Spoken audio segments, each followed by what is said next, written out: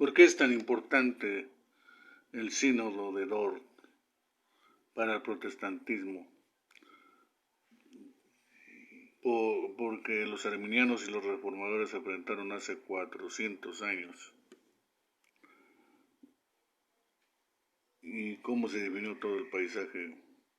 Era el año 1618, poco más de un siglo después de que Martín Lutero clavara sus famosas tesis en la puerta de la iglesia de Wittenberg, y las iglesias holandesas establecidas temían que sus enseñanzas en su país estuvieran a punto de ser anulados. Los Países Bajos, que inicialmente incluían lo que hoy es Bélgica, Luxemburgo y parte del norte de Francia, fueron una de las primeras áreas en recibir el mensaje de la Reforma y la primera en producir mártires protestantes. Con el tiempo, el número de mártires holandeses superó a los de cualquier otra nación europea. La persecución tuvo lugar bajo Felipe II de España, que gobernó sobre los Países Bajos desde 1555 hasta su muerte.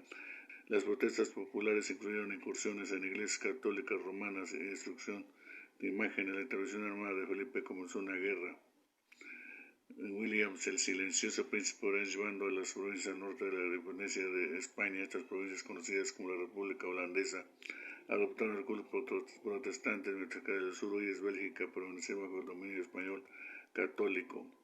El padre del arminianismo, Jacobo Arminio, 1569-1609, fue uno de los muchos huérfanos de esta guerra de los 80 años. Arminio recibió una gran donación del gremio de comerciantes protestantes en Ámsterdam, lo que le permitió estudiar teología en varias ciudades europeas. Regresó a Ámsterdam en 1587 con una recomendación de Teodoro de Beza, el sucesor de Juan Calvino, y fue ordenado e instalado como pastor. Los sermones de Arminio no plantearon muchas las preguntas de 1521, cuando Petrus Planches, un conocido pastor, profesor y cartógrafo, notó algunas interpretaciones poco convencionales del libro de Romanos, particularmente los capítulos 7 y 9.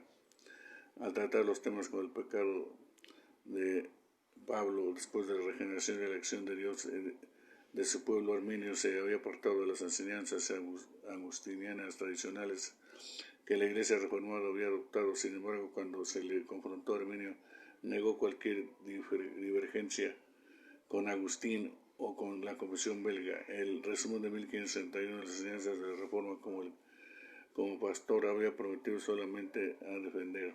Arminio continuó un ministerio realmente tranquilo hasta 1603, cuando fue considerado para una cátedra de la Universidad Holandesa de Leiden. Los que habían sospechado de sus puntos de vista le preguntaban si él era un mejor candidato. Fue absuelto cuando Francis Gomarus, el profesor mayor de Leiden, lo entrevistó a fondo basándose en las respuestas de Arminio, concluyó que sus enseñanzas eran ortodoxas, pero esta autorización no fue suficiente. Arminio no coincidía con las declaraciones públicas, pero encontró el asunto era difícil de investigar. Arminio rechazó invitaciones a conferencias donde podía ser examinado y limitó su correspondencia a una negación de. En 1608 Arminio escribió una declaración más completa de creencias de la creación de sentimientos. En respuesta a este documento atribuyó porciones de 31 artículos controvertidos. Esta declaración reveló algunas de sus diferencias con las iglesias establecidas, pero Arminio murió el año siguiente, antes de que sus declaraciones pudieran ser examinadas completamente.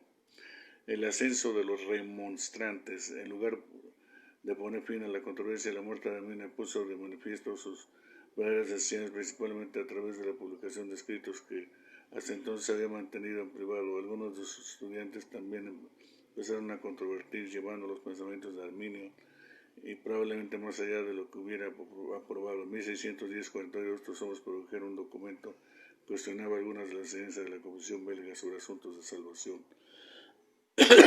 Lo presentaron al gobierno holandés, pidiendo que sus opiniones fueran consideradas y protegidas. En este momento los monarcas determinaban la región de sus países y tenían el poder de convocar o autorizar sínodos. Estas declaraciones de objeción se llamaban normalmente protestas. Este documento en particular se volvió tan crucial que ahora se recuerda simplemente como la remonstrancia de sus partidarios y sus partidarios como los remonstrantes.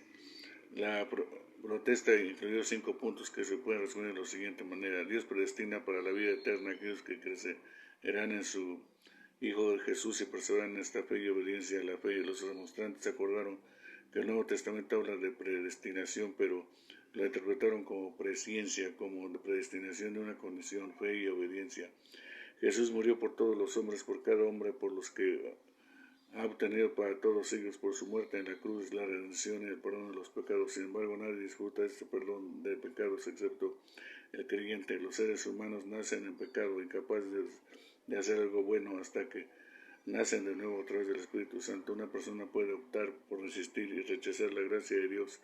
Es necesario un examen adicional para determinar si una persona puede perder su salvación. Los remonstrantes creían que las Escrituras permitían su interpretación de la salvación, lo que enfatiza el libre albedrío y daba a los seres humanos una mayor participación en su salvación. Un sínodo muy atrasado, la mayoría de los pastores holandeses, a veces descritos como contramanifestantes, consideran estos puntos que no eran bíblicos. Para ello, gran parte, o que no son bíblicos, gran parte de la voluntad sonaba similar a las enseñanzas de Pelayo, un monte del siglo IV que había sido condenado como hereje por enseñar que a pesar del pecado de Adán, los seres humanos tienen en sí mismos, por naturaleza y sin la gracia de Dios, el poder de creer en Dios y obedecerle. Los remonstrantes no habían seguido tan lejos como Pelagio, pero para los pastores seguidores de Arminio la salvación descansaba en la decisión de una persona de creer y por tanto la gracia podía ser resistida y posiblemente abandonada. Estas ideas sonaban como un vaso peligroso en dirección al pelagianismo. Esta controversia claramente requería un símbolo, pero convocar uno no era fácil. La aprobación que tenía que venir del gobierno, pero sus niveles más altos de liderazgo en crisis por desacuerdos políticos. Fue solo en 1618, después de su principal rival político fue condenado a muerte por traición, que el príncipe Mauricio de Nassau pudo llamar al sínodo atrasado de la ciudad holandesa de Dordrecht, abreviado como Dort. El tema de que se puso sobre la mesa fue una de las determinaciones